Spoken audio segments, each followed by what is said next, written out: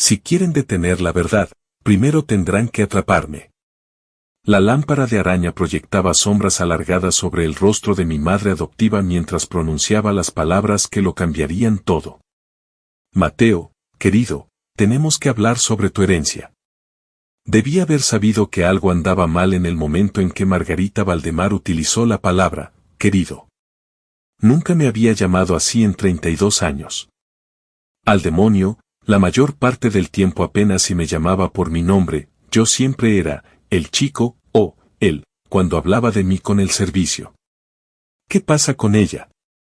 Pregunté, cortando un filete excesivamente caro que probablemente costaba más que el presupuesto semanal de comida de la mayoría de la gente.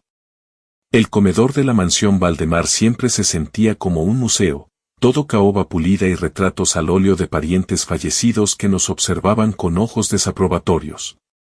Esta noche, esos rostros pintados parecían especialmente juiciosos.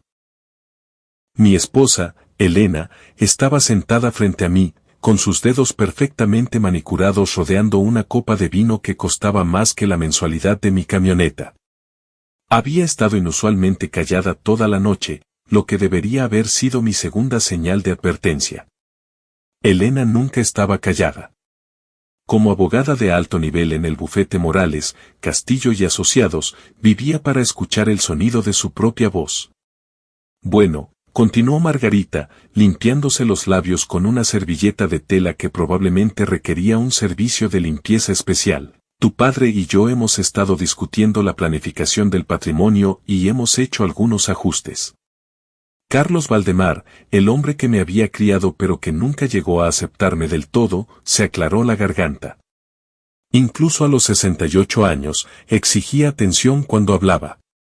Mateo, hijo, hemos descubierto cierta información sobre tus antecedentes que cambia las cosas.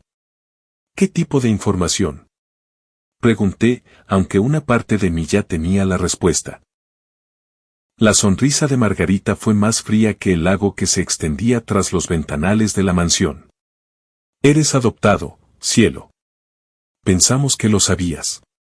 Las palabras me golpearon como un impacto físico. 32 años de sentirme como un extraño en esta familia cobraron sentido de repente. La forma en que siempre me habían tratado de manera diferente a mis hermanos, Diego y Patricia. La manera en que nunca encajé del todo en su mundo de clubes de campo y galas benéficas. La forma en que Margarita me presentaba como, nuestro Mateo, en lugar de simplemente, nuestro hijo. Adoptado, repetí, soltando el tenedor. ¿Desde cuándo lo saben?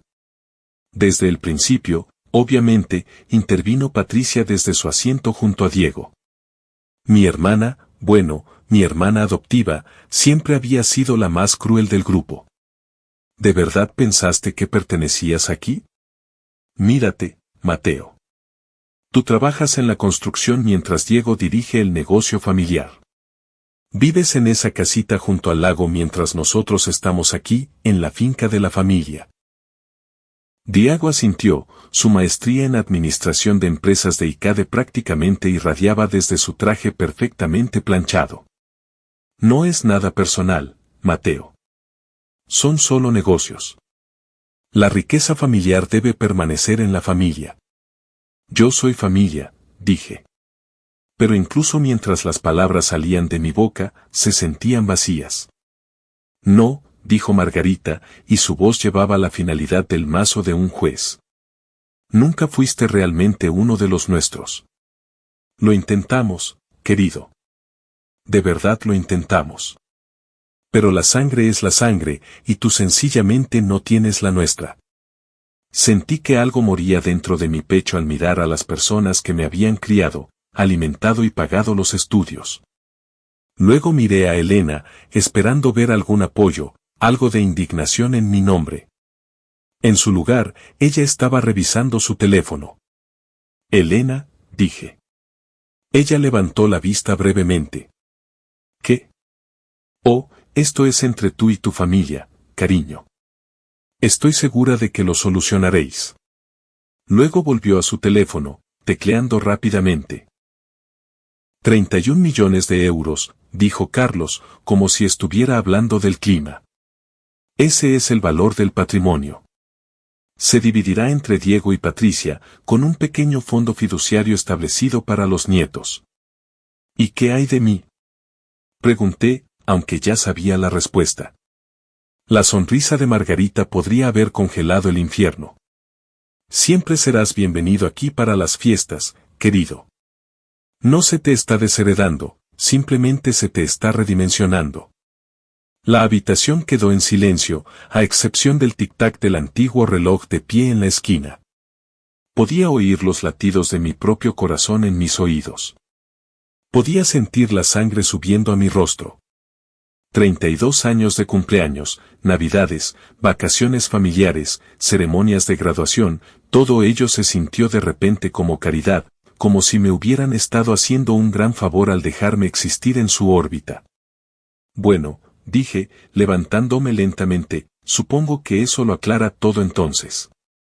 Ahora, no seas dramático, Mateo, dijo Diego. Tienes tu negocio de reformas. Tu casita. Estarás bien. Mi casita, repetí. Mi negocio de reformas. Me reí, pero no había humor en ello. Tienes razón, Diego. Estaré bien. Mejor que bien, en realidad. Caminé hacia la puerta del comedor, luego me detuve y me volví. ¿Sabéis qué es lo más gracioso? Siempre me pregunté por qué me sentía diferente aquí. Porque nunca encajaba del todo.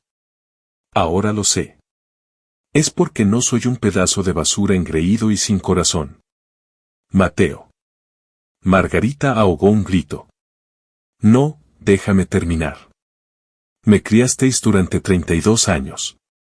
Estuvisteis en mi graduación, en mi boda, en cada momento importante de mi vida. Y ahora me cortáis como si fuera un extraño que entró de la calle. ¿Queréis saber en qué os convierte eso? Os convierte exactamente en el tipo de personas que comprarían a un niño y luego lo desecharían cuando se volviera inconveniente. El rostro de Patricia palideció. Nosotros no te compramos. Te adoptamos legalmente. Es la misma diferencia, dije. El trato se hizo y ahora habéis terminado. Pues bien, felicidades. Acabáis de cometer el mayor error de vuestras vidas. Salí de aquel comedor, atravesé el vestíbulo de mármol con su ridícula escalera de caracol y crucé la puerta principal hacia la fresca noche de la sierra madrileña. Detrás de mí, podía oír voces, Margarita gritando mi nombre, Carlos diciendo algo sobre ser razonable, Patricia riendo nerviosamente. Pero fue la voz de Elena la que me detuvo en seco. No me estaba llamando ni intentaba seguirme. En su lugar, la oí decir, Braulio, soy yo. Sí, salió exactamente como planeamos. Está destrozado. No, todavía no tiene ni idea de la verdadera herencia. Me di la vuelta lentamente. A través de la ventana del comedor, podía ver a mi esposa de 5 años hablando animadamente por su teléfono, gesticulando con la mano libre. Estaba sonriendo, realmente sonriendo, mientras discutía mi devastación con alguien llamado Braulio.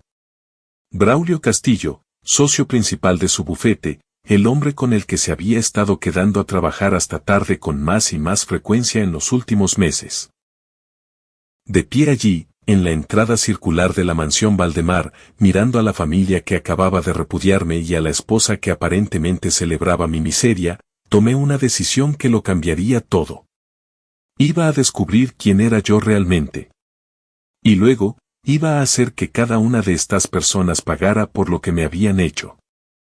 El lago reflejaba las luces de la mansión como diamantes esparcidos sobre terciopelo negro. Era hermoso, pacífico, sereno. Lástima que no pudiera decirse lo mismo de la gente que estaba dentro. Subí a mi camioneta y me alejé de la única familia que había conocido. Pero mientras conducía, no pensaba en lo que había perdido. Pensaba en lo que iba a hacer a continuación. Mañana mismo, a primera hora, contrataría a un investigador privado. Si era adoptado, eso significaba que mis verdaderos padres estaban en algún lugar. Y algo me decía que Margarita y Carlos Valdemar no tenían idea de lo que acababan de desatar. La oficina de Francisco, Paco, Haro parecía como si un tornado hubiera azotado una fábrica de archivadores. Había papeles apilados en cada superficie disponible. Tazas de café vacías formaban pequeñas ciudades sobre su escritorio, y el olor a tabaco y carajillo flotaba en el aire como incienso en una iglesia. El hombre mismo era exactamente lo que el departamento de casting ordenaría para un investigador privado curtido, 60 y tantos años, barba gris de varios días y ojos que habían visto demasiado y lo recordaban todo. Así que, ¿quieres encontrar a tus padres biológicos?, dijo Paco, recostándose en una silla que chirriaba como un ratón moribundo. La mayoría de la gente en tu situación se toma un tiempo para procesarlo. Tal vez ve a un terapeuta, trabaja sus sentimientos. No soy la mayoría de la gente, dije, deslizando un cheque por su abarrotado escritorio.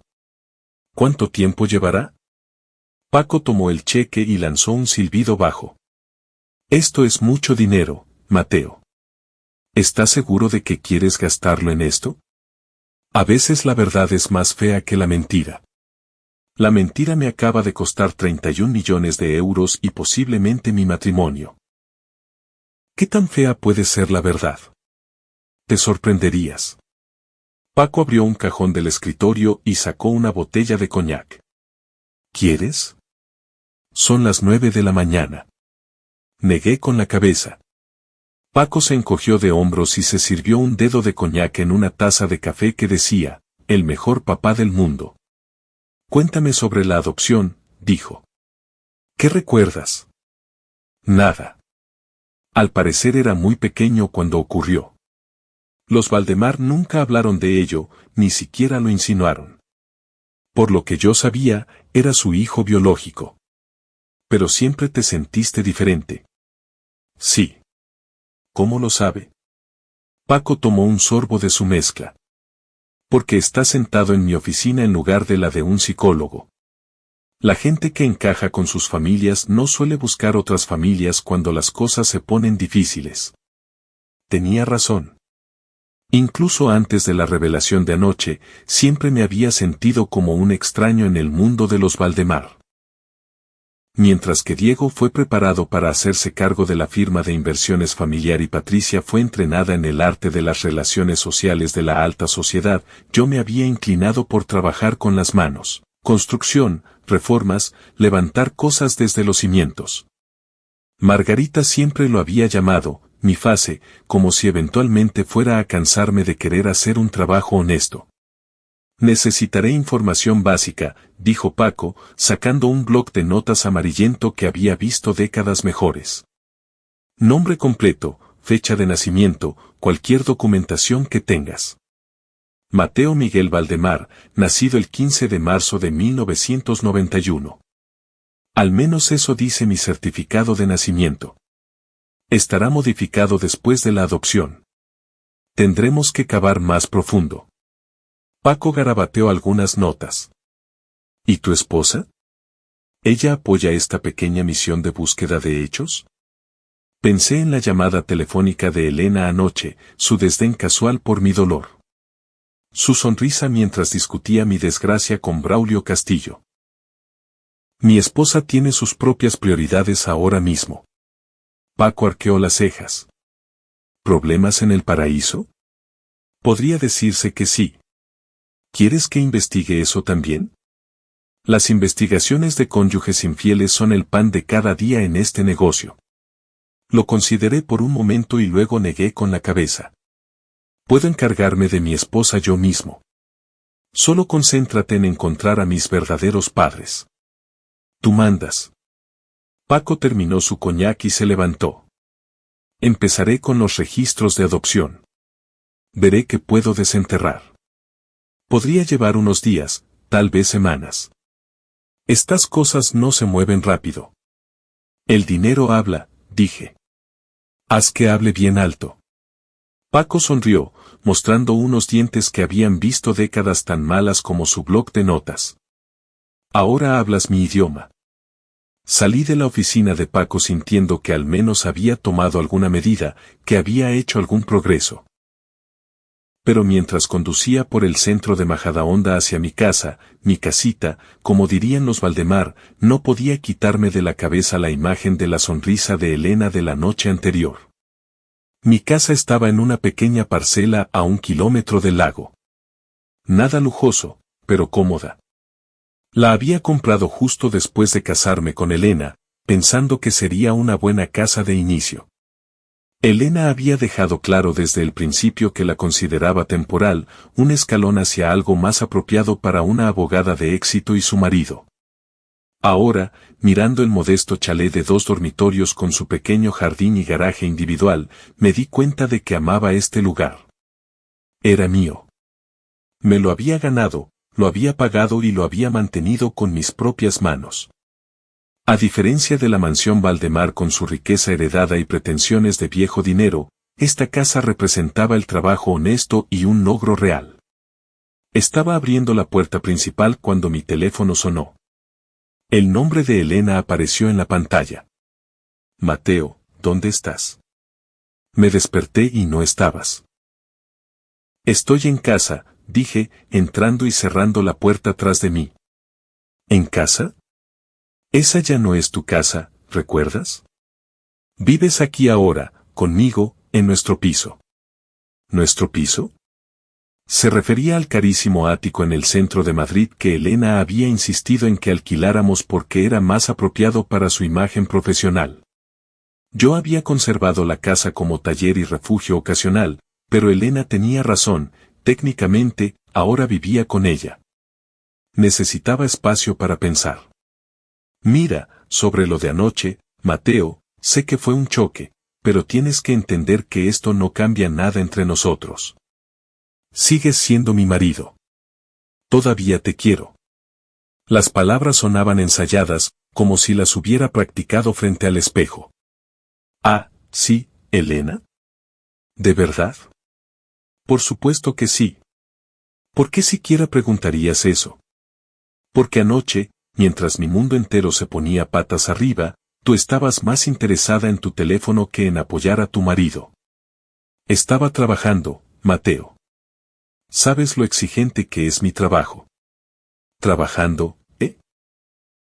Entré en la cocina y abrí la nevera, mirando el contenido vacío. ¿Quién es Braulio, Elena? El silencio al otro lado de la línea se prolongó tanto que pensé que se había cortado la llamada.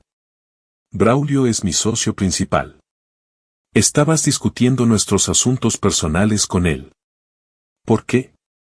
No estaba discutiendo nuestros asuntos personales. Él preguntaba por la cena, sobre si volvería a la oficina esta noche. Otra mentira. Otra más en una larga lista. Ya veo. Bueno, no dejes que te aparte de tu trabajo. Mateo, espera. Creo que deberíamos hablar de esto, de nosotros, de lo que pasó anoche, de nuestro futuro.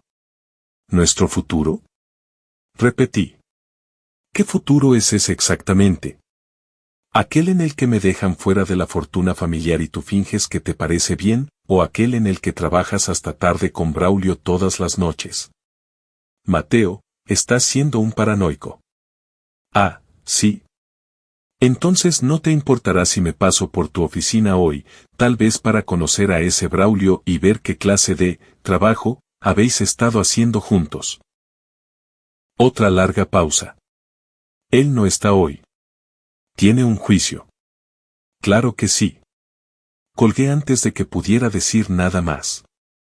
Mi teléfono empezó a sonar de nuevo inmediatamente, pero lo apagué y lo lancé sobre la encimera. La casa se sentía diferente ahora, como si me diera la bienvenida tras una larga ausencia. Me preparé un café y me senté a la pequeña mesa de la cocina, mirando por la ventana hacia el patio donde había construido un porche el verano pasado. Elena se había quejado de que era demasiado pequeño, que deberíamos haber contratado a profesionales, que no estaba a la altura de sus estándares, pero yo lo había construido con mis propias manos y era sólido. Duraría, a diferencia de mi matrimonio.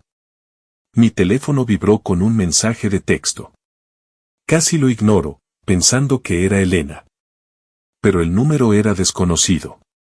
Soy Paco. Llámame. Encontré algo interesante sobre tu adopción. ¿Vas a querer oír esto? Me quedé mirando el mensaje un buen rato.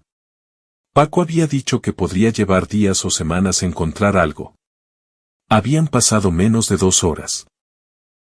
Le devolví la llamada de inmediato. Eso ha sido rápido, dije cuando respondió. A veces el universo quiere que sepas algo, dijo Paco. ¿Puedes volver a mi oficina? Esto no es algo que quiera discutir por teléfono. Voy para allá. Tomé mis llaves y me dirigí a la puerta, pero me detuve al ver un coche familiar entrando en mi camino. El BMW plateado de Elena, el que se había comprado con el bono de contratación del bufete. Salió del coche con la expresión que solía reservar para los testigos hostiles, decidida, ligeramente agresiva, lista para pelear. Todavía llevaba la ropa de trabajo de ayer, lo que significaba que o bien se había quedado a dormir en el piso con el traje puesto, o nunca había llegado a ir a casa. Tenemos que hablar, dijo mientras se acercaba a la puerta. Estoy de salida.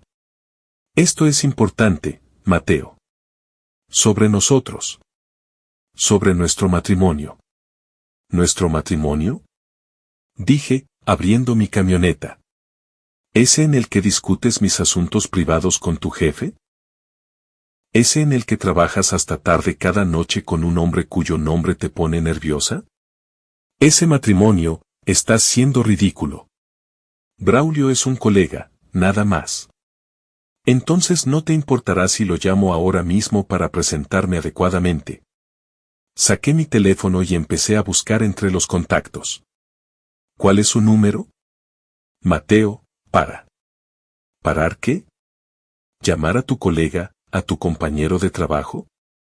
A tú, no es solo un colega. Las palabras quedaron suspendidas en el aire como humo denso. El rostro de Elena había palidecido y sus manos temblaban ligeramente. ¿Qué es entonces? Pregunté, aunque ya sabía la respuesta. Hemos estado viéndonos desde hace unos 3 meses. ¿3 meses? 3 meses de noches largas, de emergencias laborales, de ella llegando a casa oliendo a una colonia cara que no era la mía. Ya veo, dije, y mi voz era sorprendentemente tranquila. Y anoche, cuando mi mundo entero se desmoronaba, ¿vosotros qué hacíais? ¿Celebrando con él? No fue así. ¿Cómo fue entonces, Elena? Explícamelo. Ella miró hacia sus pies, incapaz de sostenerme la mirada. Sabíamos lo de la adopción. Braulio tiene contactos. Había oído rumores sobre la familia Valdemar haciendo cambios en su planificación patrimonial. Pensamos que si sabías la verdad, estarías motivado para encontrar a tus verdaderos padres. ¿Por qué os importaría a vosotros mis verdaderos padres? Porque, dijo ella, aún sin mirarme, investigamos un poco. Tu padre biológico es alguien importante, alguien rico. Pensamos. Las piezas encajaron con una claridad asquerosa. Ya sé lo que pensasteis. Pensasteis que tal vez yo heredaría de mi verdadera familia. Tú y Braulio calculasteis que me ayudaríais a perder una fortuna para que pudiera encontrar otra. No fue así. Subí a mi camioneta y arranqué el motor. ¿Sabes qué, Elena? Gracias. Gracias por mostrarme exactamente quién eres antes de que desperdiciara más años en este matrimonio. Mateo, espera. Salí marcha atrás del camino, dejando a mi esposa infiel de pie frente a la casa que nunca consideró lo suficientemente buena para ella. En el espejo retrovisor, pude verla sacando su teléfono, probablemente llamando a Braulio para decirle que su plan se había vuelto en su contra. Mientras conducía de regreso a la oficina de Paco, me encontré riendo, no con humor, sino con el amargo reconocimiento de lo completamente que me habían utilizado. Los Valdemar me habían usado como un caso de caridad durante 32 años, y mi propia esposa me había estado usando como un billete de lotería. Bueno, Todos estaban a punto de aprender qué pasaba cuando subestimabas a Mateo Valdemar, o a quienquiera que fuera yo en realidad. La oficina de Paco se veía exactamente igual que 2 horas antes. Pero el hombre mismo parecía diferente, más alerta, más concentrado, como si hubiera tropezado con algo que lo hubiera despertado de un letargo de décadas. Siéntate, dijo sin preámbulos. Y tal vez sírvete esa copa que te ofrecí antes. Vas a necesitarla. Me quedé de pie. Solo dime qué has encontrado. Paco abrió una carpeta de cartón sobre su escritorio y sacó varios documentos. Tu adopción fue gestionada por un bufete de abogados muy exclusivo en Madrid, del tipo que se especializa en discreción y en hacer desaparecer problemas. Los registros estaban sellados, pero tengo un contacto que me debía un favor. Tu nombre de nacimiento era Jonathan Miguel Villena. Naciste el 15 de marzo de 1991 en el Hospital General de Pozuelo, hijo de Isabel Villena. Y, Paco hizo una pausa, mirándome por encima de sus gafas de lectura. Aquí es donde se pone interesante. Tu padre biológico es Guillermo Villena. El nombre no me decía nada. ¿Debería saber quién es? Exministro de Hacienda. Sirvió 2 legislaturas en los 90. Se retiró de la política hace unos 10 años. Su patrimonio se estima en unos 200 millones de euros. Me dejé caer pesadamente en la silla chirriante. ¿200 millones? Eso es siendo conservadores. El hombre posee medio centro de Barcelona. Tiene inversiones en minería, tecnología, bienes raíces. Es lo que se dice asquerosamente rico. ¿Por qué me dieron en adopción? ¿Por qué no me quisieron? La expresión de Paco se volvió sombría. Porque fuiste secuestrado. Las palabras me golpearon como un impacto físico. ¿Qué? El 20 de marzo de 1991, 5 días después de que nacieras. Alguien te sacó del nido del hospital. El caso ocupó los titulares nacionales durante unos 6 meses y luego desapareció silenciosamente de las noticias. La versión oficial fue que los secuestradores nunca fueron encontrados y el bebé se dio por muerto. Me quedé mirando los documentos en manos de Paco, tratando de procesar lo que me decía. Pero no estaba muerto. Estaba aquí, con los Valdemar. Exactamente. Lo que plantea preguntas muy interesantes sobre cómo Carlos y Margarita Valdemar llegaron a adoptar a un bebé secuestrado sin hacer preguntas. Ellos tenían que saberlo. No se adquiere a un recién nacido por canales legales sin comprobaciones exhaustivas de antecedentes, periodos de espera, documentación. Pero una pareja con suficiente dinero y los contactos adecuados podría hacer desaparecer a un bebé secuestrado dentro del sistema, crear papeles nuevos, una identidad nueva.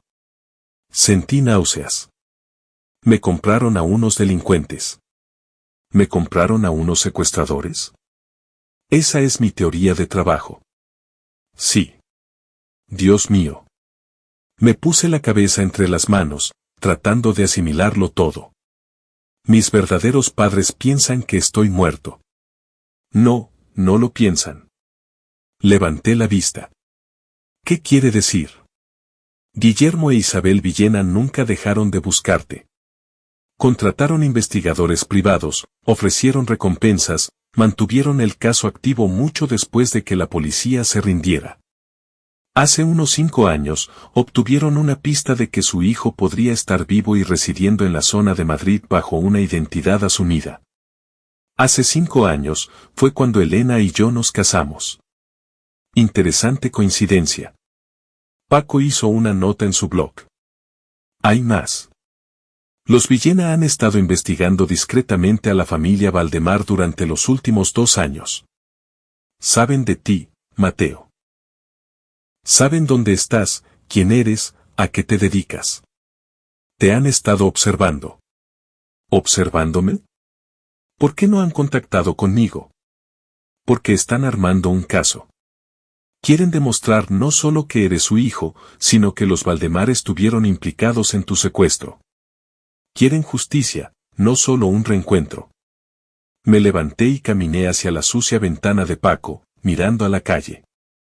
Un sedán negro estaba aparcado frente al edificio, con los cristales tintados de oscuro. Mientras observaba, un hombre de traje salió por el lado del pasajero y miró hacia la ventana de la oficina de Paco. Paco, dije, ¿nos están vigilando? Paco se unió a mí en la ventana y soltó un juramento por lo bajo. Eso no es bueno. ¿Quiénes son? Podría ser cualquiera. Los Valdemar, los Villena, o alguien completamente distinto que no quiera que esta historia salga a la luz.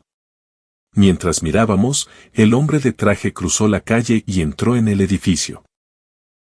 La oficina de Paco estaba en el tercer piso de un edificio ruinoso que albergaba a un agente de fianzas, un gestor administrativo y un local de masajes que probablemente ofrecía algo más que eso.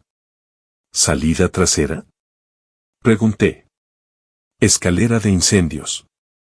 Pero Mateo, si huyes ahora, nunca obtendrás respuestas. Y si me quedo, puede que no viva para escucharlas. Unos pasos pesados resonaron en el pasillo, fuera de la oficina de Paco.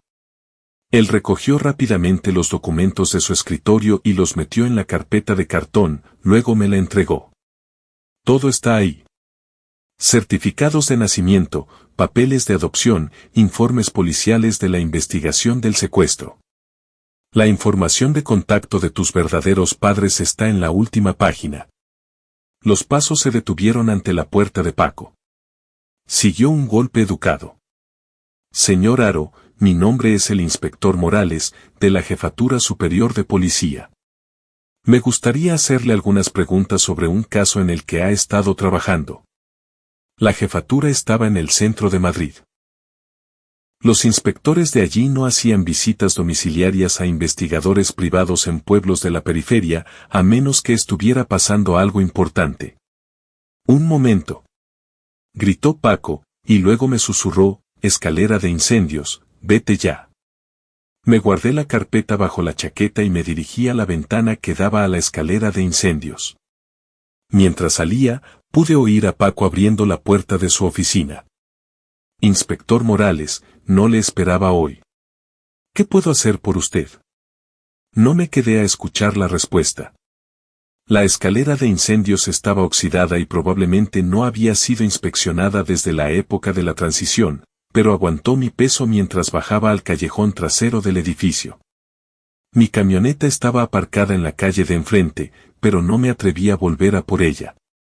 En su lugar, caminé rápido por el callejón hacia la calle principal, manteniendo la cabeza baja e intentando parecer un tipo cualquiera que iba a almorzar. Mi teléfono vibró con un mensaje de texto. Número desconocido de nuevo. Cafetería El Molino, en la calle Mayor. Mesa al fondo. Ven solo. Un amigo. Miré a mi alrededor tratando de localizar a quien quiera que hubiera enviado el mensaje. La calle Mayor estaba concurrida con la multitud habitual del mediodía, oficinistas buscando menú, madres con cochecitos, parejas de ancianos mirando escaparates. Cualquiera de ellos podría estar vigilándome. La cafetería era un local de barrio llamado El Molino, el tipo de establecimiento que servía café con leche a gente que pensaba que los Starbucks eran demasiado modernos. Encontré la mesa del rincón y me senté de cara a la puerta, con la carpeta en el asiento junto a mí. Una camarera con el pelo teñido y varios piercings se acercó. ¿Qué te pongo? Café solo, y que no deje de venir. Ella asintió y se alejó. Eran las 12:47 del mediodía. Hace menos de 24 horas, yo era Mateo Valdemar, hijo adoptivo y trabajador de la construcción. Ahora era Jonathan Villena, el heredero secuestrado de una fortuna que hacía que el dinero de los Valdemar pareciera calderilla. Un hombre de unos 50 años se acercó a la mesa, bien vestido pero sin ostentación, el tipo de hombre que podría mezclarse en cualquier multitud. Se deslizó en el asiento frente a mí sin invitación. Señor Villena, dijo, mi nombre es Miguel Chen. Trabajo para su padre. ¿Mi padre? ¿Guillermo Villena? Él me envió para contactar con usted. ¿Cómo sé que dice la verdad? Chen buscó en su chaqueta y sacó una fotografía. Mostraba a un hombre y una mujer, ambos de unos 50 años, de pie frente a lo que parecía ser un edificio oficial. El hombre tenía mis ojos, mi mandíbula, mi complexión. La mujer tenía mi nariz, mi boca, el mismo gesto obstinado en la barbilla que yo veía en el espejo cada mañana. Sus padres, dijo Chen. Han estado buscándolo durante 32 años. Me quedé mirando la fotografía, viendo mis propios rasgos reflejados en los rostros de esos desconocidos. ¿Por qué ahora? ¿Por qué contactar ahora? Porque ayer usted todavía era parte de la familia Valdemar. Hoy no lo es. Eso cambia el panorama legal considerablemente. ¿Panorama legal? Sus padres quieren procesar a las personas que se lo arrebataron. Pero mientras usted viviera como un Valdemar, mientras los considerara su familia, habría sido difícil armar un caso. Ahora que lo han repudiado, Chen se encogió de hombros. Ahora es una víctima en lugar de un participante voluntario. La camarera trajo mi café. Chen pidió té, Earl Grey, sin azúcar. Nos quedamos en silencio hasta que ella se fue. ¿Qué quieren de mí? Pregunté. Conocerle, decirle la verdad sobre lo que pasó y darle una opción. ¿Qué tipo de opción? Si desea reclamar su derecho de nacimiento o continuar viviendo como Mateo Valdemar. ¿Qué derecho de nacimiento? Chen sonrió por primera vez desde que se sentó. Usted es el único heredero de la fortuna villena. 200 millones de euros, más fideicomisos, inversiones, propiedades. Sus padres nunca tuvieron otros hijos. Han estado esperando 32 años para dárselo todo. Pensé en la sonrisa gélida de Margarita Valdemar, su desprecio casual por 32 años de historia familiar. Nunca fuiste realmente uno de los nuestros. Pensé en la traición de Elena, su manipulación calculadora de mis emociones por beneficio financiero. Pensé en la certeza engreída de Diego y Patricia de que merecían la riqueza familiar más que yo. ¿Cuándo puedo conocerlos? Pregunté. Chen sacó su teléfono y realizó una llamada. ¿Guillermo? Está listo para conoceros. Sí, señor. Estaremos allí en 1 hora. Colgó y me miró. Están en el parador de Chinchón. Han estado esperando allí durante 3 días, con la esperanza de que usted aceptara verlos. ¿3 días? Ellos sabían que los Valdemar planeaban decirme lo de la adopción. Hemos estado monitorizando sus comunicaciones durante meses. Terminé mi café y me puse en pie. Vamos a conocer a mis verdaderos padres. Al salir de la cafetería, vislumbré el sedán negro de antes, aparcado al otro lado de la calle. Chen también lo notó. Es posible que tengamos compañía, dijo en voz baja. Los Valdemar, tal vez. O tal vez alguien más que no quiere que este reencuentro ocurra. Caminamos rápido hacia el coche de Chen, un Toyota gris anodino que se parecía a otros 1000 coches de la zona. Mientras subíamos, vi arrancar el motor del sedán negro. Nos están siguiendo, dije. Chen sonrió sombríamente y puso el coche en marcha. Que lo intenten. Realizó una serie de maniobras entre el tráfico que habrían enorgullecido a un piloto de rallies. En cuestión de minutos, habíamos perdido al sedán en el laberinto de las calles del centro. Buena conducción, dije. Su padre me contrató por algo más que por mis dotes de conversación. Mientras nos dirigíamos hacia el parador de Chinchón, apreté la carpeta y traté de prepararme para conocer a las personas que me habían dado la vida, que me habían perdido ante unos delincuentes y que habían pasado 32 años intentando encontrarme de nuevo. Detrás de nosotros, en algún lugar de la ciudad, el sedán negro probablemente seguía buscándonos. Y en casa, Elena probablemente estaba llamando a los Valdemar para decirles que su mentira cuidadosamente construida se estaba desmoronando. Pero por primera vez en mi vida adulta, sentía que estaba exactamente donde debía estar. La suite de lujo en el parador no se parecía en nada a la fría grandeza de la mansión Valdemar. Era elegante pero acogedora, cara pero cómoda. El tipo de lugar donde la gente vive de verdad en lugar de existir solo por apariencia. Guillermo Villena se puso en pie cuando entramos Chen y yo. Era exactamente como aparecía en la fotografía. Pero verlo en persona era como mirarse en un espejo que me mostraba a mí mismo dentro de 30 años. La misma estatura, la misma complexión, la misma forma de llevar los hombros. Cuando sonrió, reconocí mi propia expresión. Jonathan, dijo, y su voz se quebró ligeramente al pronunciar el nombre. Ahora es Mateo, dije. Lo ha sido durante 32 años. Mateo, entonces. Se acercó lentamente, como si temiera que yo fuera a salir corriendo. ¿Puedo? Me rodeó en un abrazo que se sintió como volver a casa. Este hombre era un extraño, pero su abrazo se sintió más familiar que cualquier otro que hubiera recibido de Carlos Valdemar en 3 décadas.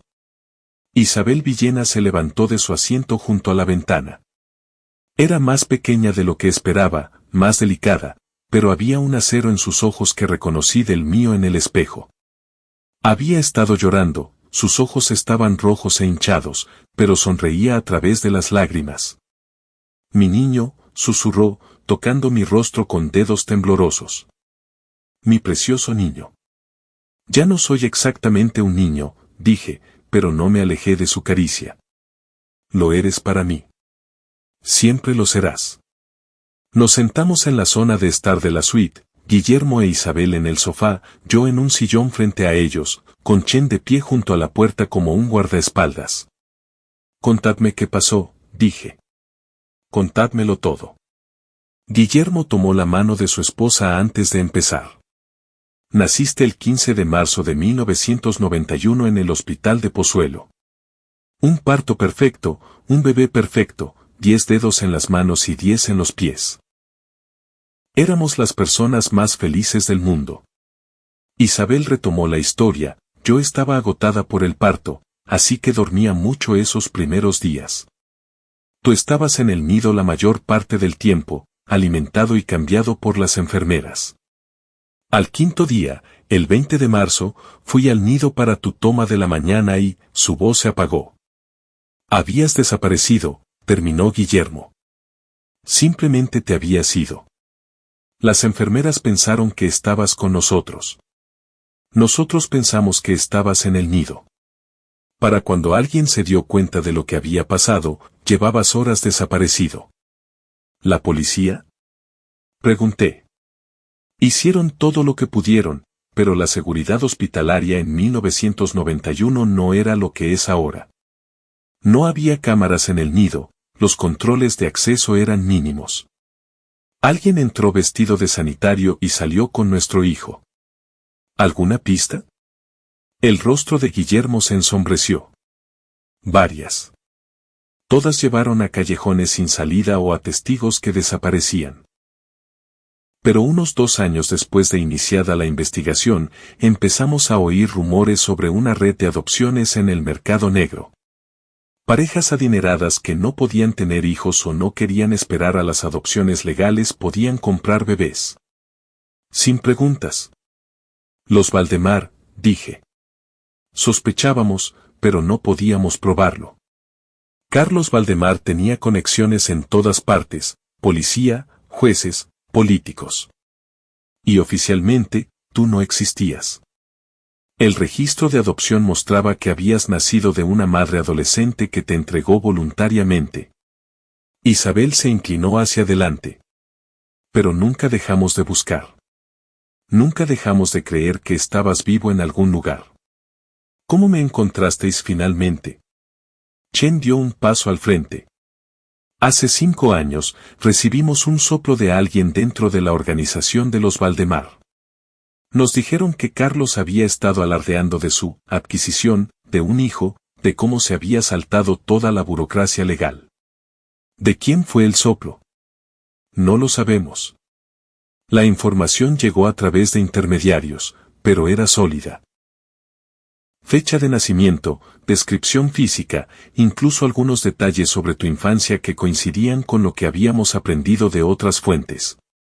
Guillermo sacó una carpeta gruesa de la mesa de centro. Hemos estado armando un caso desde entonces. Registros financieros que muestran grandes pagos en efectivo de Carlos Valdemar a criminales conocidos. Registros de empleados del hospital que muestran despidos sospechosos justo después de tu desaparición. Documentos de adopción con firmas falsificadas. ¿Suficiente para procesarlos? Más que suficiente. Pero necesitábamos que tú estuvieras listo para dar el paso. Mientras consideraras a los Valdemar tu familia, podrías no haber estado dispuesto a testificar contra ellos. Pensé en la cena de anoche, en el gélido desprecio de Margarita, en la crueldad casual con la que descartaron 32 años de historia familiar. Ahora estoy listo, dije. Isabel sonrió a través de nuevas lágrimas. Hay algo más, Mateo. Algo que necesitamos decirte sobre tu herencia. Chen mencionó 200 millones. Esos son solo los activos líquidos, dijo Guillermo. También hay propiedades, inversiones, fondos fiduciarios. Y hay algo más, algo que creamos específicamente para ti. Sacó otro documento. Cuando desapareciste, establecimos la Fundación Jonathan Villena. Cada año, durante los últimos 32 años, hemos aportado dinero a ella, inicialmente para los esfuerzos de búsqueda, pero a medida que estos se reducían, seguimos contribuyendo. Ahora tiene un valor de unos 50 millones de euros. 50 millones ahí sentados, esperándote, dijo Isabel. Siempre creímos que volverías a casa algún día. Me quedé mirando los documentos, tratando de procesar la magnitud de todo esto. Pero había algo que no encajaba. ¿Hay alguna condición? Guillermo e Isabel intercambiaron miradas. No una condición exactamente, pero hay complicaciones, respondió Chen. Los Valdemar saben que te hemos encontrado. Llevan meses sabiendo que este día llegaría, y no se van a rendir sin luchar. ¿Qué pueden hacer? No soy su hijo. Nunca lo fui. No tienen ningún derecho legal sobre mí. No, pero tienen 32 años de documentación que demuestran que eres Mateo Valdemar. Podrían alegar que, incluso si fuiste secuestrado de bebé, ahora eres legalmente su hijo por adopción. Podrían bloquear tu herencia en los tribunales durante años. Y hay algo más, dijo Guillermo con gravedad. Creemos que podrían intentar hacerte daño. ¿Hacerme daño cómo? Piénsalo desde su perspectiva. Ayer eras un trabajador de la construcción sin derechos legales sobre ningún dinero significativo. Hoy eres el heredero de una fortuna que hace que la suya parezca insignificante, y eres el testigo clave en un caso de secuestro que podría enviar a Carlos Valdemar a prisión el resto de su vida. Chen caminó hacia la ventana y observó a través de las cortinas. Por eso tenemos que movernos rápido. Ya hemos presentado el papeleo preliminar ante la Fiscalía. El caso será de conocimiento público en 24 horas. ¿Qué necesitáis de mí? Tu testimonio, tu cooperación con la investigación y tu acuerdo para aceptar tu verdadera identidad como Jonathan Villena. Miré a aquellas personas que me habían dado la vida, que me habían perdido a manos de delincuentes y que habían pasado 3 décadas intentando traerme de vuelta. Luego pensé en las personas que me habían criado, usado y desechado en el momento en que me volví inconveniente. ¿Dónde firmo?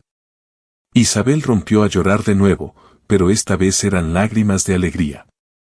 Guillermo se puso en pie y me estrechó la mano formalmente, como si estuviéramos cerrando un trato de negocios más que reuniendo a una familia. Bienvenido a casa, hijo, dijo. Chen me entregó un bolígrafo y una pila de documentos legales.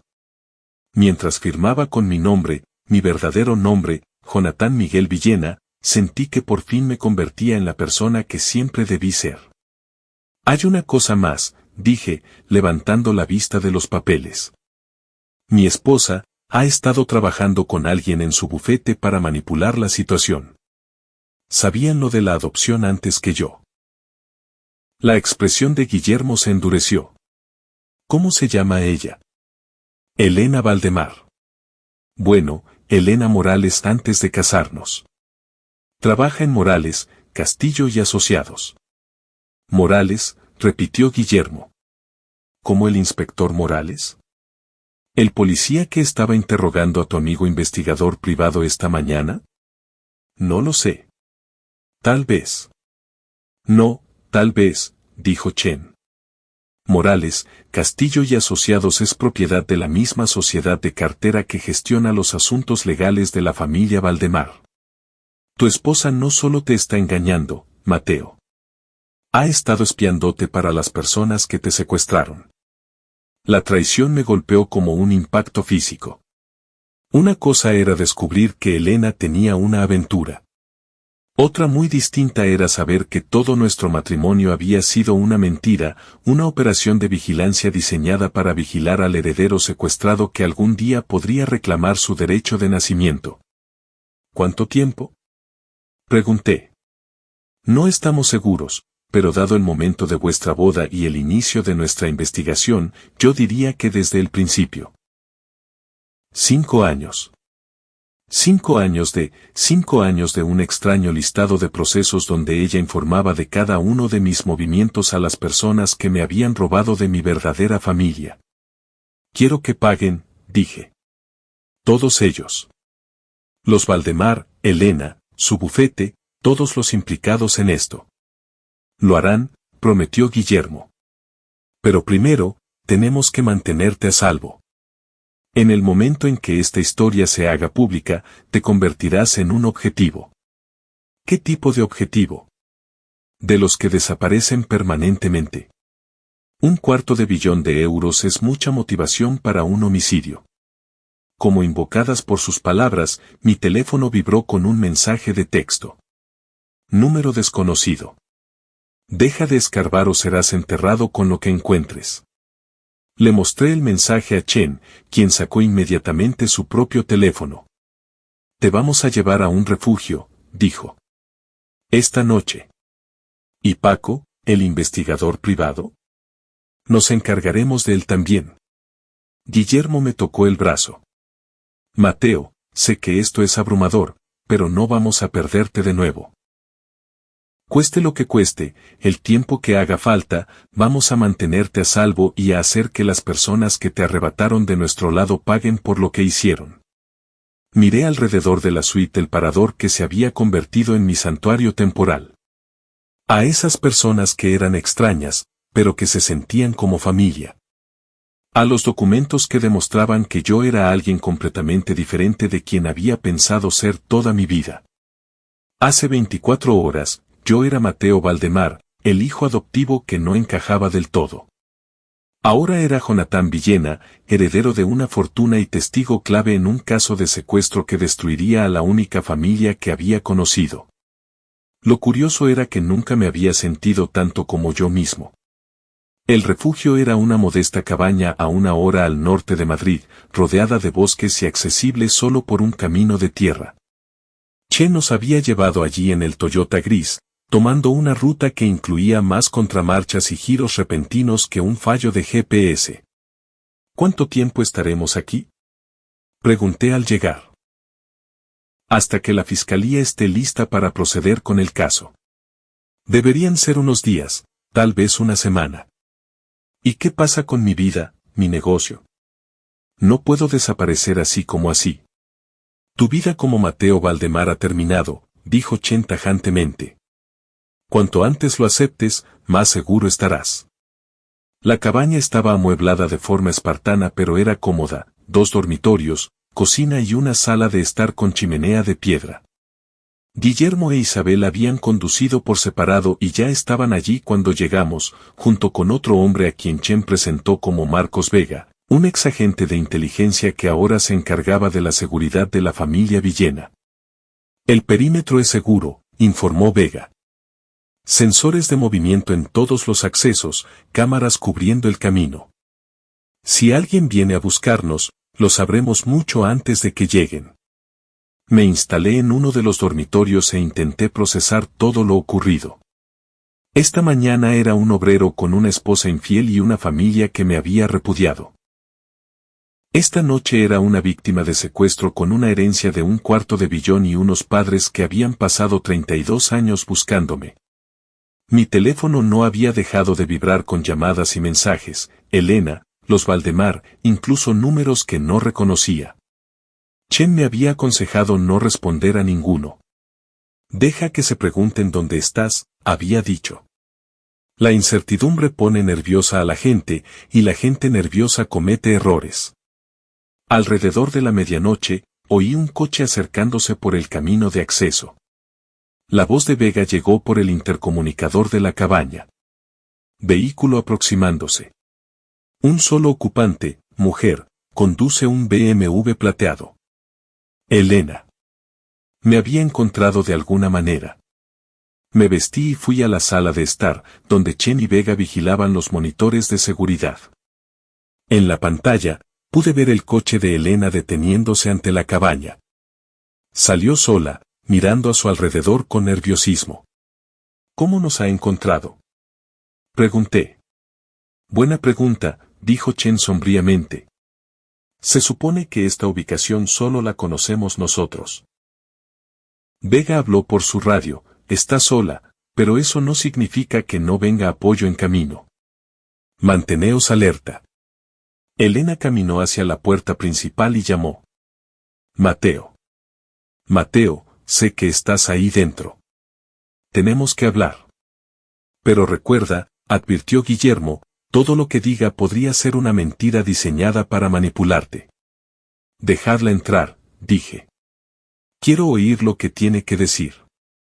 Vega mantuvo su mano cerca de su arma oculta.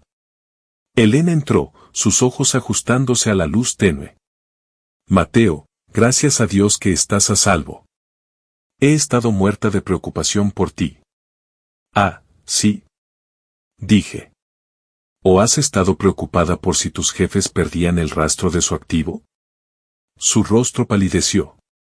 ¿De qué estás hablando? Sé lo de Morales, Castillo y asociados. Sé lo de la conexión con la familia Valdemar. Sé que todo nuestro matrimonio ha sido una operación de vigilancia. Elena miró alrededor de la habitación, observando a Chen, a Vega y a Guillermo e Isabel, que habían salido de su dormitorio.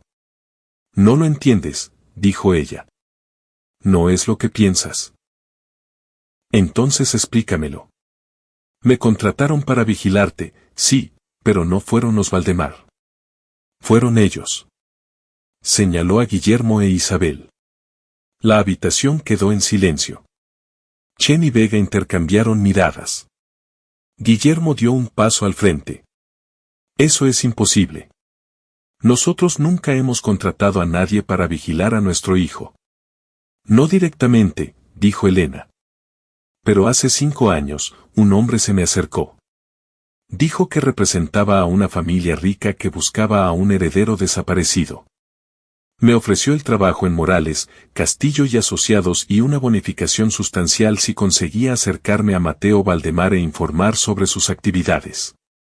¿Qué hombre? Preguntó Isabel. Todos los ojos se volvieron hacia Chen, quien parecía genuinamente confundido.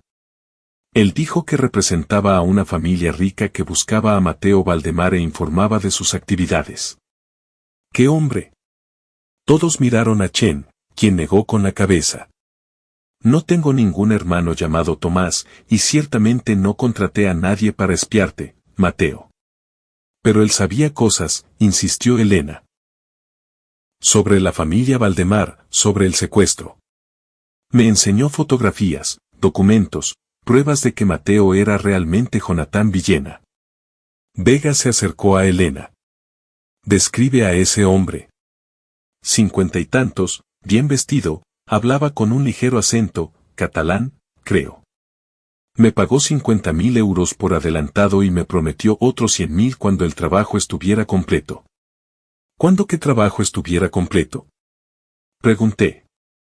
Cuando Mateo supiera la verdad sobre su identidad y se reuniera con su verdadera familia. Guillermo e Isabel se miraron con confusión y creciente preocupación. Nosotros no contratamos a nadie, dijo Guillermo con firmeza.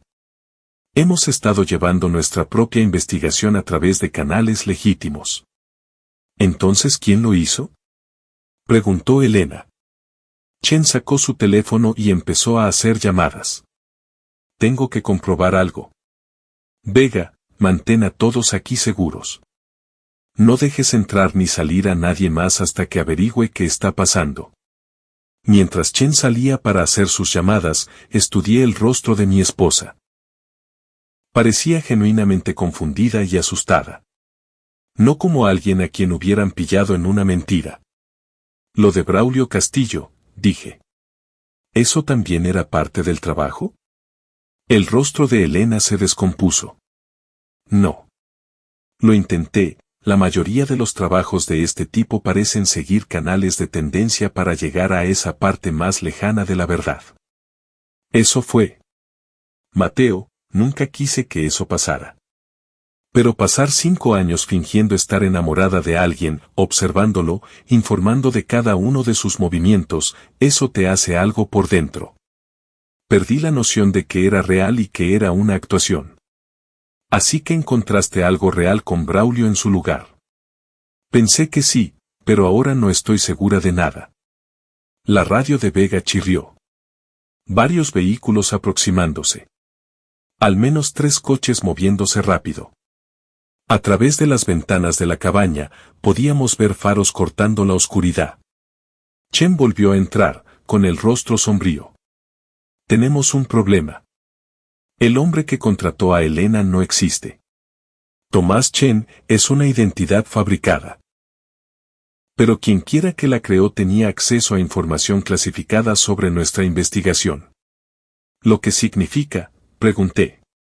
Lo que significa que alguien ha estado jugando con todos nosotros, con los Valdemar, con nosotros, incluso con Elena. Alguien que quería que Mateo descubriera su verdadera identidad, pero quería controlar como cuando ocurría. Los faros estaban cada vez más cerca. Vega estaba revisando sus armas y hablando rápidamente por su radio. Tenemos que movernos, dijo. Ahora. ¿A dónde? Preguntó Guillermo. Hay un sendero trasero por el bosque. Lleva a una carretera secundaria a unos 800 metros. Tengo un vehículo de apoyo escondido allí. Recogí nuestras cosas. Agarré a Elena del brazo. ¿Cómo sé que esto no es solo otra manipulación? Porque probablemente voy a morir esta noche por decirte la verdad. Si todavía estuviera trabajando para quienquiera que me contrató, ¿estaría aquí intentando avisarte? El sonido de portazos resonó a través del bosque. Vega apagó las luces de la cabaña y nos hizo señas para que nos dirigiéramos hacia la puerta trasera. Moveos en silencio, susurró. Manteneos juntos, agachados, y pase lo que pase, no paréis hasta que lleguemos al vehículo. Mientras nos escurríamos por la parte trasera de la cabaña hacia el oscuro bosque, pude oír voces en la parte delantera del edificio. Voces de hombres hablando en tonos bajos urgentes. No están aquí, dijo una voz. Revisa los dormitorios, respondió otra. Nos movimos por el bosque tan silenciosamente como pudimos, pero cada rama que crujía sonaba como un disparo en el silencio. Detrás de nosotros, los haces de las linternas empezaron a barrer los árboles. «Saben que estamos aquí fuera», susurró Vega. «¿Cuántos?», preguntó Chen. «Al menos 6, tal vez más». Llegamos a la carretera secundaria justo cuando el bosque parecía cobrar vida. Los haces de las linternas estaban cerca. El vehículo de apoyo de Vega era un viejo Jeep Cherokee, abollado pero de aspecto fiable. «Todos dentro», dijo Vega. Mientras nos amontonábamos en el jeep, pude ver las linternas emergiendo de entre los árboles. Hombres vestidos de oscuro moviéndose con precisión militar. Vega arrancó el motor y se alejó sin encender los faros, navegando por la luz de la luna y la memoria. Por el espejo lateral, pude ver a nuestros perseguidores llegando a la carretera, pero ya era demasiado tarde. ¿Quiénes eran?, preguntó Isabel. Profesionales, dijo Vega. Exmilitares, probablemente contratistas privados. ¿Trabajando para quién?, pregunté. Esa es la pregunta del millón, dijo Chen. O en este caso, la pregunta del cuarto de billón.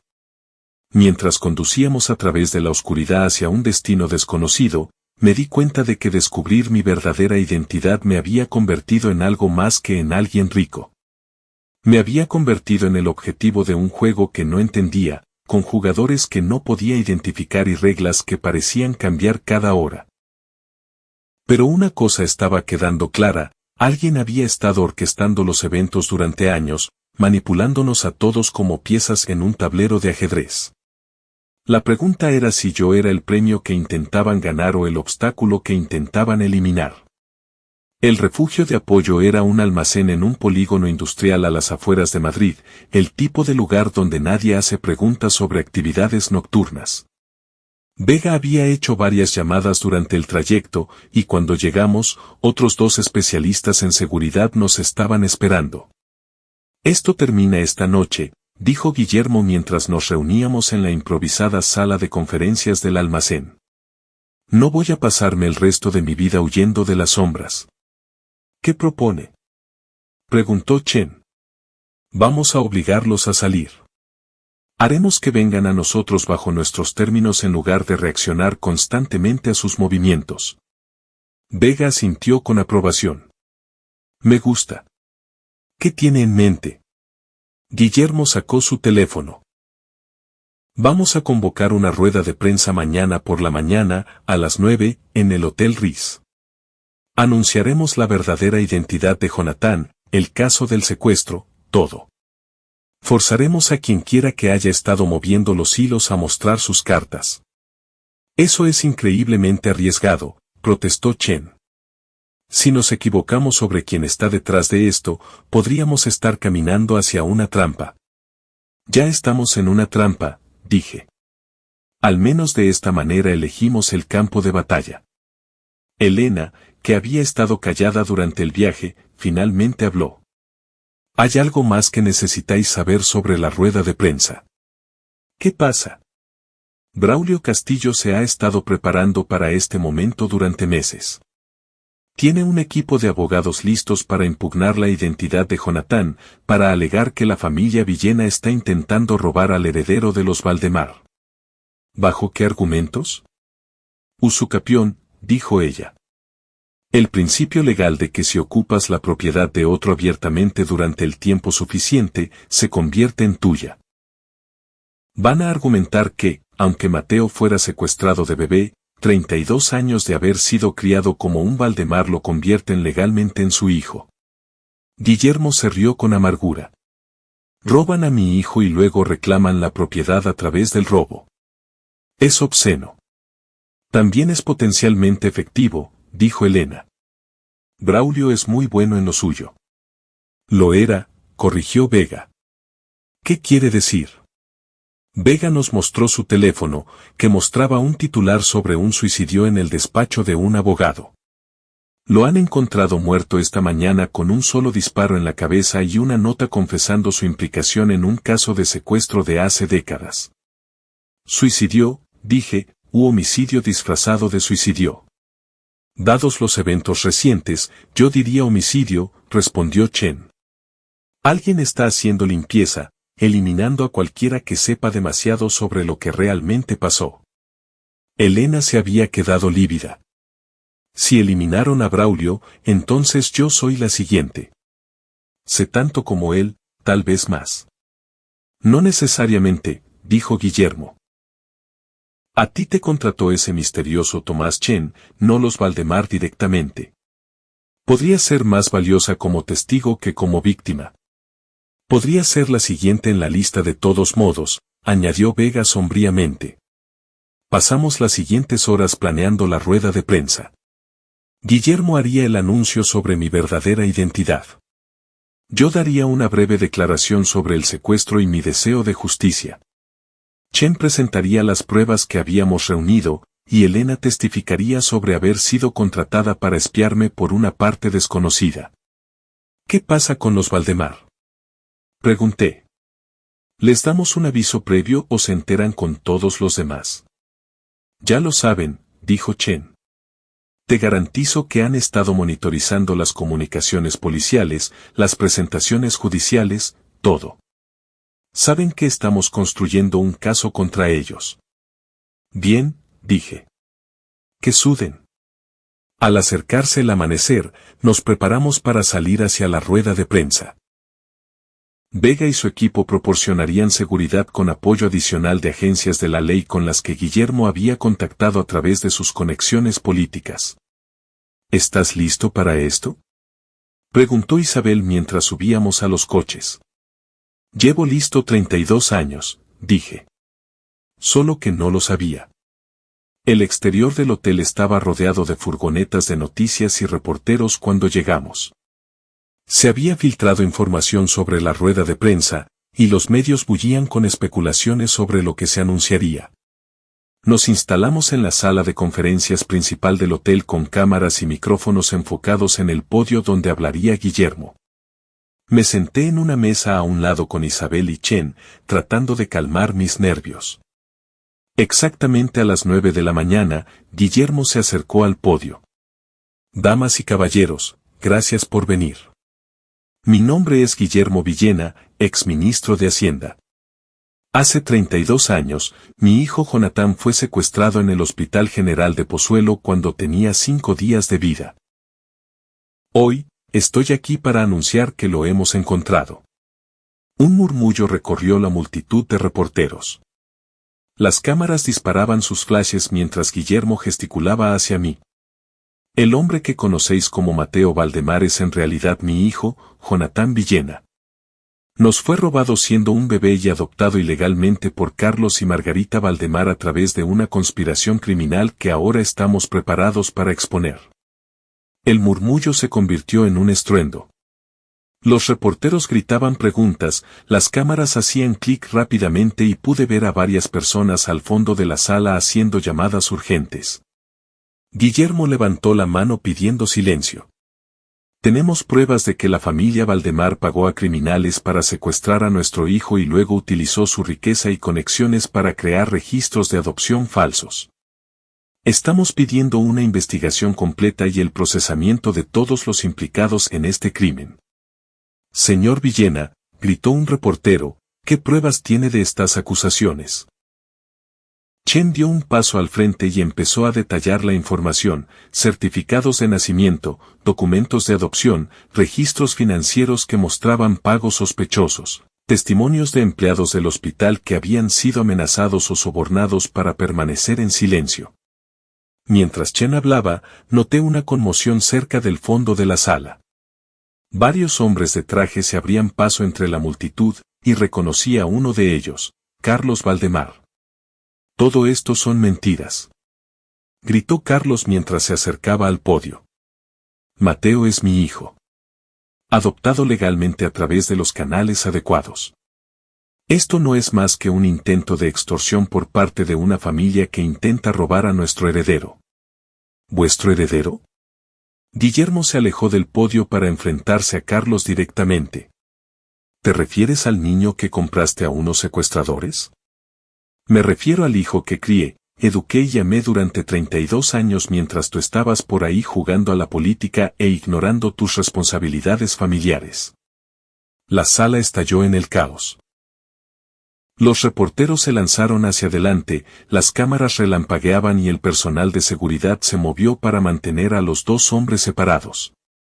Pero yo había dejado de prestar atención al enfrentamiento entre mis dos padres. Porque entre la multitud, había divisado un rostro familiar, el hombre que se había bajado del sedán negro frente a la oficina de Paco ayer.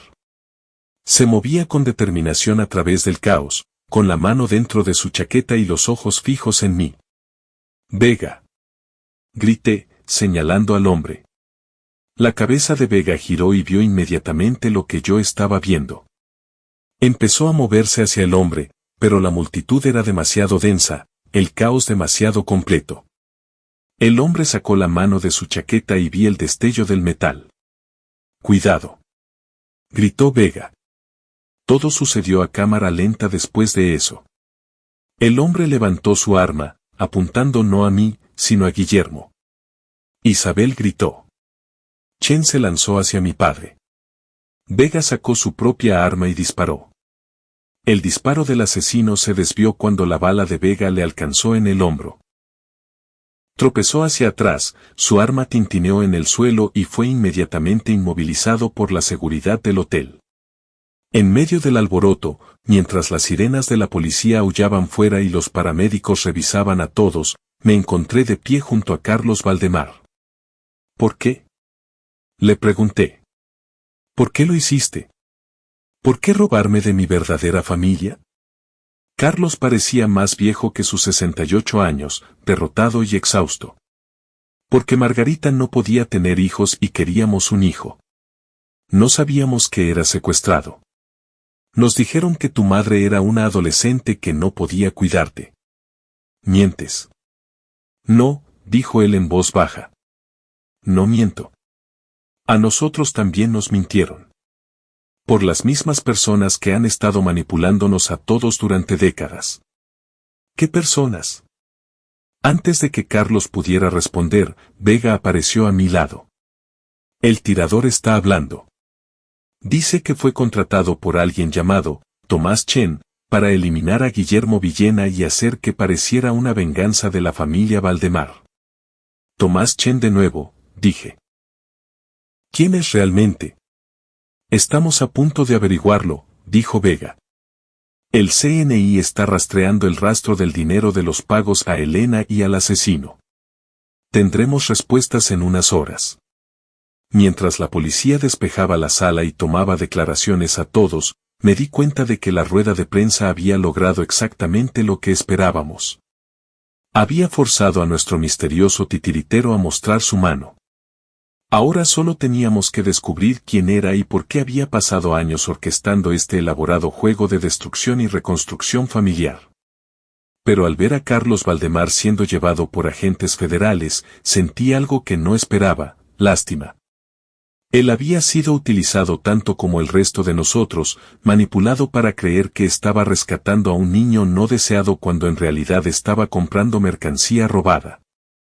El verdadero villano todavía andaba por ahí, probablemente viendo la cobertura de las noticias y planeando su próximo movimiento. Pero por primera vez en días, sentía que finalmente estábamos por delante de él en lugar de reaccionar constantemente a sus planes.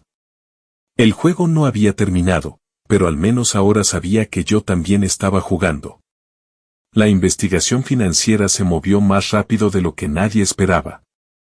En menos de 6 horas tras el fallido intento de asesinato, habían rastreado los pagos a Elena y al pistolero a través de una serie de empresas pantalla hasta una única fuente, un hombre llamado Dr. Enrique Sotelo, antiguo director de pediatría del Hospital de Pozuelo. Él era el hombre de dentro, explicó la inspectora Martínez mientras nos reuníamos en la comisaría. Hace 32 años, identificaba a recién nacidos de familias ricas y organizaba su secuestro. Luego los bebés eran vendidos a parejas que no podían tener hijos a través de adopciones legales ficticias. ¿Cuántos bebés? Preguntó Isabel, con la voz apenas audible. Todavía estamos investigando, pero hasta ahora hemos identificado al menos 12 casos en un periodo de 5 años. Mateo fue solo uno de muchos. Guillermo tenía el rostro como de piedra. ¿Dónde está Sotelo ahora? Muerto. Un aparente ataque al corazón hace 3 días, justo cuando contrataste al investigador privado. Pero antes de morir, dejó registros detallados de su operación, incluyendo una confesión y pruebas contra sus cómplices. ¿Confesó? Pregunté. Porque se estaba muriendo de todos modos. Cáncer terminal, tal vez 6 meses de vida. Quería limpiar su conciencia antes de irse. La inspectora Martínez extendió una serie de fotografías sobre la mesa. Estas son las primeras parejas que compraron bebés secuestrados a Sotelo. Los Valdemar fueron en realidad sus mejores clientes. Compraron 3 niños en 4 años. 3. Miré las fotos con más atención. Diego y Patricia también. Diego Morales, comprado en 1989. Patricia Chen, comprada en 1990 y Jonathan Villena, comprado en 1991. Un silencio se apoderó de nosotros mientras asimilábamos las implicaciones. Ninguno de nosotros era realmente un Valdemar. Todos éramos niños robados, vendidos a una pareja que deseaba desesperadamente una familia y no hizo demasiadas preguntas sobre de dónde venían sus hijos. Así que Diego y Patricia tampoco lo saben, dije. No lo creemos. Los Valdemar han sido muy cuidadosos en mantener la ficción de que las 3 adopciones fueron legítimas, pero les informaremos en breve. Miguel Chen se inclinó hacia adelante. ¿Qué hay del hombre que ha estado orquestando los eventos recientes? El falso Tomás Chen. Ese sería el Dr. Mario Vega. Todos nos giramos para mirar a nuestro Vega, que había estado de pie tranquilamente junto a la puerta durante el informe. Se había ido. ¿A dónde? Empecé a decir, pero Martínez levantó la mano. No vuestro Vega. El Dr. Mario Vega, antiguo socio y cómplice de Enrique Sotelo. Ha estado usando varias identidades falsas durante años, incluida la de Tomás Chen. Cuando Sotelo decidió confesar, Vega entró en pánico y empezó a intentar eliminar a cualquiera que pudiera conectarlo con la red de secuestros. ¿Pero por qué contratar a Elena para espiarme? ¿Por qué orquestar mi reencuentro con mis verdaderos padres? Porque sabía que Sotelo acabaría confesando. Quería controlar la narrativa, hacer que pareciera un simple caso de una familia robando a otra en lugar de parte de una conspiración criminal mayor. Si te reunías con los Villena y te concentrabas en la venganza contra los Valdemar, tal vez no indagarías más profundo sobre quién estaba realmente detrás de tu secuestro y del intento de asesinato. Un plan B. Si no podía controlar la historia, eliminaría a los testigos clave y dejaría que los Valdemar cargaran con la culpa. La radio de Martínez chirrió. Aquí Martínez. Lo tenemos. Vega. El verdadero Vega. Acaba de intentar embarcar en un vuelo hacia Suiza. Está bajo custodia. Excelente. Traedlo. Cuando los agentes se preparaban para irse, la inspectora se volvió hacia nosotros. Hay una cosa más. El patrimonio de los Valdemar. Va a ser congelado a la espera de la investigación. Carlos y Margarita se enfrentan a cargos federales de secuestro. Aunque no supieran que los niños eran robados, sus activos probablemente serán incautados como producto de actividad criminal. ¿Qué pasará con Diego, Patricia? Pregunté. Son víctimas igual que tú. Pero también tendrán que enfrentarse al hecho de que sus vidas enteras han sido construidas sobre una mentira. Guillermo puso su mano sobre mi hombro. ¿Qué quieres hacer respecto a ellos? Pensé en mis hermanos adoptivos, en su engreída certeza de que merecían la riqueza familiar más que yo. En su crueldad casual en la cena de la otra noche. Pero también pensé en lo que se sentiría al saber que toda tu identidad era una fabricación. Que tus padres eran criminales, que tu verdadera familia estaba ahí fuera preguntándose qué te habría pasado. Ayudadlos, dije. Ayudadlos a encontrar a sus verdaderas familias, igual que vosotros me encontrasteis a mí. Isabel sonrió a través de sus lágrimas. Eso es exactamente lo que esperaba que dijeras. Durante las semanas siguientes, la historia dominó las noticias nacionales. La red de secuestros Valdemar, como la apodaron los medios, se convirtió en objeto de comparecencias en el Congreso, investigaciones policiales y un sinfín de especiales informativos. Carlos y Margarita Valdemar fueron procesados por múltiples cargos. El Dr. Mario Vega fue acusado de secuestro, conspiración, intento de homicidio y otra docena de delitos.